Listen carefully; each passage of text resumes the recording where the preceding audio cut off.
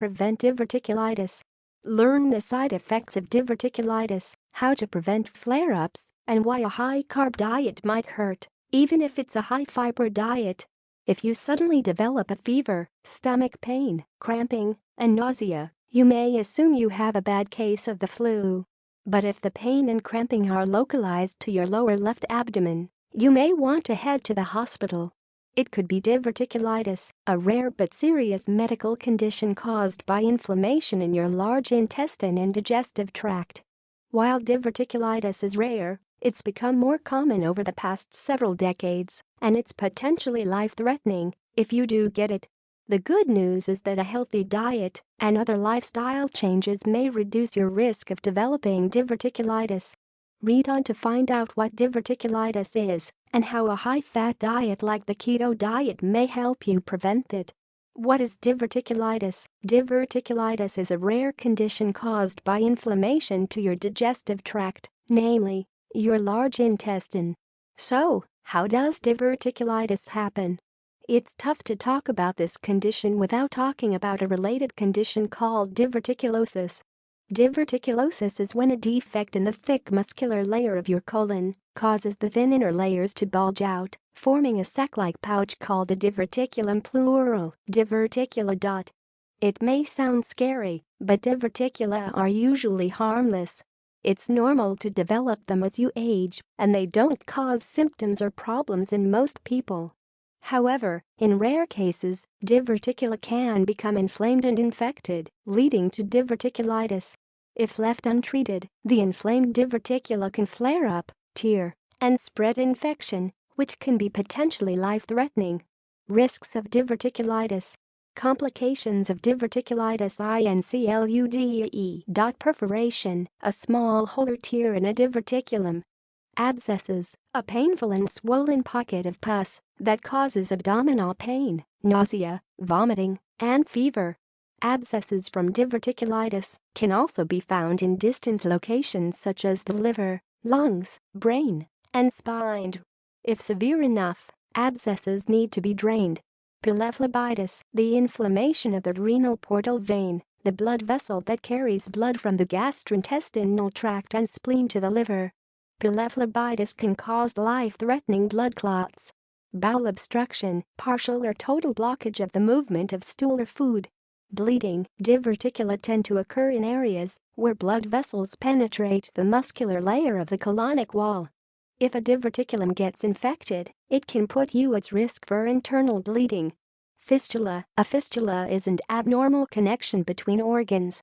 In diverticulitis, an abscess can breach the wall of a nearby organ, allowing bacteria and intestinal contents to enter organs such as the gallbladder, uterus, ureter, and vagina.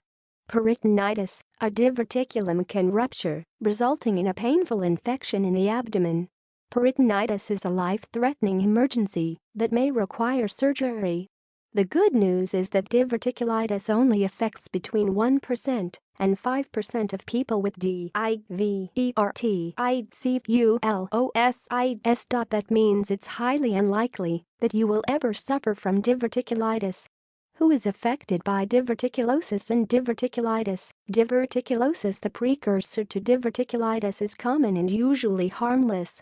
It mainly affects people over the age of 40. An estimated 60% of all Americans will develop the condition by the time they reach age 60. And 71% will have it by age 85. Diverticulitis can be severe in people of any age, but like diverticulosis, it tends to be more serious in older people, especially if you're taking corticosteroids or other medications that suppress your immune system. When it comes to gender differences, diverticulitis risk depends heavily on age. In those younger than 50, men are more likely to develop diverticulitis and need surgical treatment, outnumbering women 3-to-1. However, this ratio flips among people older than 70. What causes diverticulitis? Diverticular disease is becoming more and more common, but its exact cause is still unclear. That said, there are 3 main theories about what causes diverticulitis. Number 1, low-fiber diet. Scientists think fiber deficiency is a major reason for the increase in diverticulitis over the last few decades. The hypothesis linking diverticulosis and fiber originated in 1971 when two scientists saw that the condition was virtually non-existent among Ugandans who ate a fiber-rich diet. Fiber softens stools and makes them easier to pass. If you don't eat enough fiber, you may experience constipation and pressure in parts of your colon. Muscles in the colon have to work much harder to pass hard stool, and the forceful contractions can cause diverticula to form. This seems pretty cut and dry. If you eat more fiber, you prevent diverticulosis and therefore prevent diverticulitis. However, results from clinical trials have been inconsistent. Some studies found that a high-fiber diet was beneficial, while others showed that increased fiber intake had no effect on diverticulosis. One 2014 study even showed that a high-fiber diet was actually associated with a higher, not lower, prevalence of diverticulitis. This means that even if you eat a high-fiber diet, you can still develop diverticulosis. Nonetheless, doctors and medical organizations continue to recommend high-fiber foods for patients with diverticulosis. While it may not be able to stop diverticula from forming, a high-fiber diet, along with an anti-inflammatory diet, could reduce your risk of diverticulitis. Which brings us to chronic inflammation. Chronic inflammation may also contribute to diverticulitis. Inflammation isn't inherently bad for you. You want inflammation at certain times to attract white blood cells to a wound and help it heal, for example.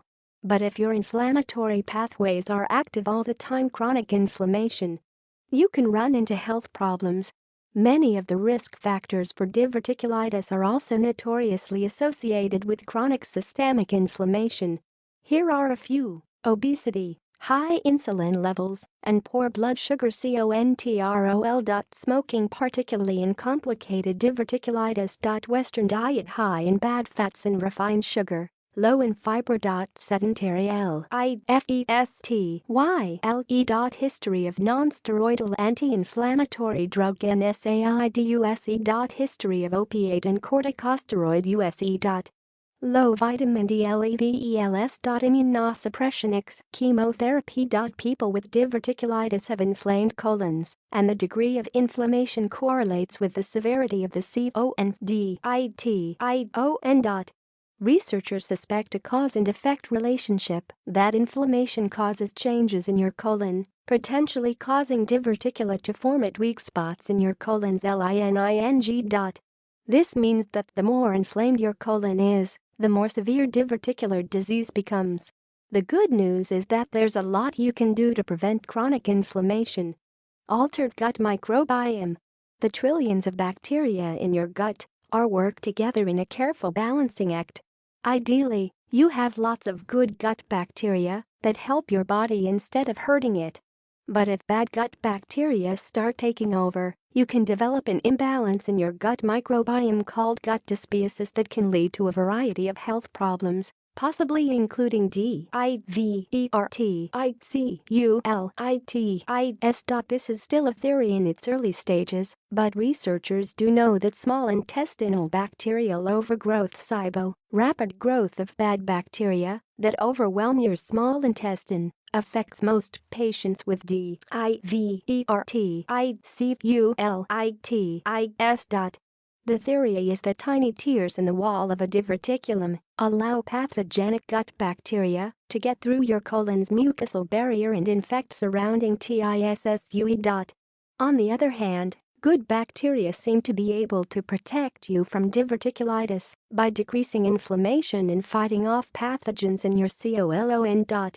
It's difficult to determine a causal relationship between diverticulitis and any of the factors discussed above. That said, fixing the above issues is good for your health overall and may protect you from diverticulitis as well.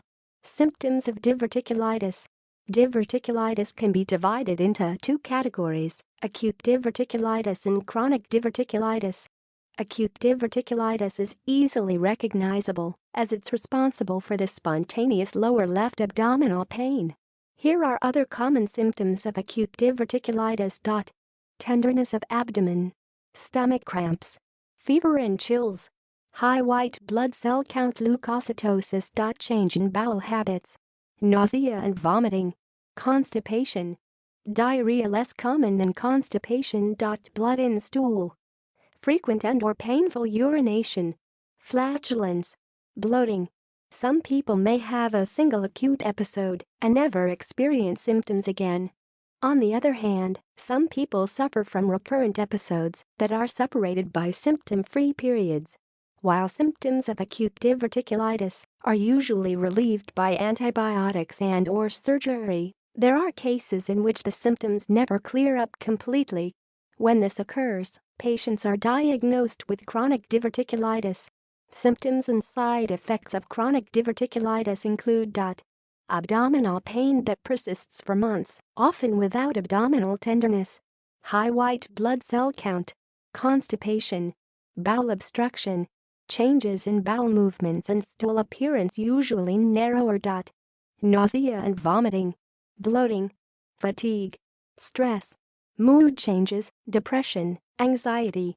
Doctors sometimes confuse diverticulitis with irritable bowel syndrome (IBS) because the symptoms are so similar. It's challenging to separate the two, especially because patients with acute diverticulitis may be at risk for developing IBS later on. If you have IBS, you may want to get checked for diverticulitis. 3 ways keto may help you prevent diverticulitis. Number 1. Reduce inflammation. A ketogenic diet decreases chronic inflammation. When your body enters ketosis, burning fat instead of carbs, it makes compounds called ketones. And there is mounting evidence that ketones are powerful superheroes in the fight against inflammation. Beta-hydroxybutyrate, one of the main ketones your body makes when you're in ketosis, relieves and prevents inflammation by reducing the production of reactive oxygen species ROS. Strengthening your mitochondria, the power plants of your cells. Triggering the growth of new mitochondria. Increasing your body's antioxidant production. Increasing the availability of ATP energy within cells.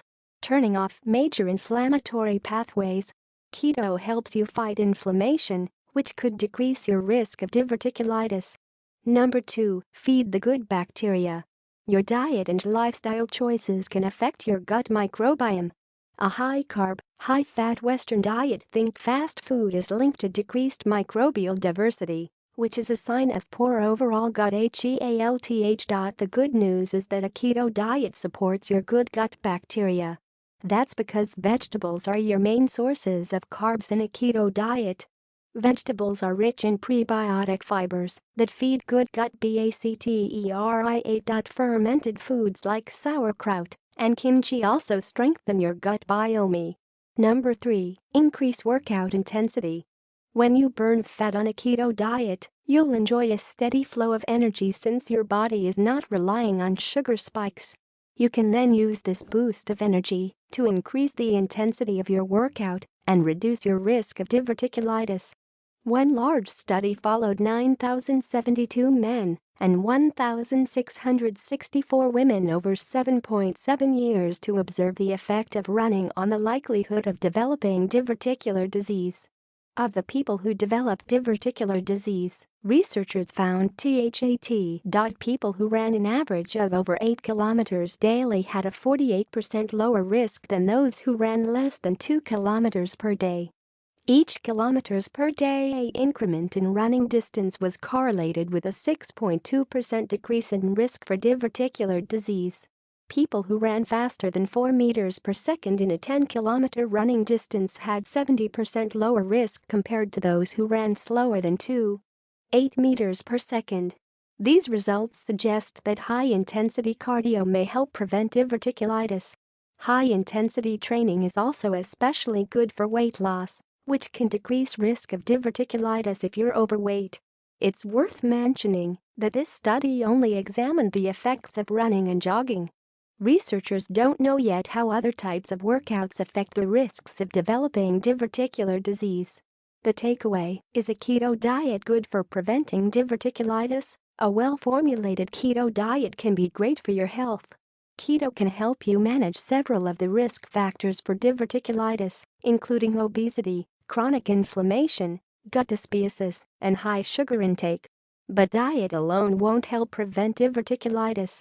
A combination of real food and healthy fats, regular exercise, a healthy gut microbiome, high-quality supplements, and strong mental health can help lower your risk even further. Keep in mind that this is not medical advice. If you believe you're at risk of developing diverticular disease, or if you've experienced recurrent diverticulitis attacks, work with your doctor.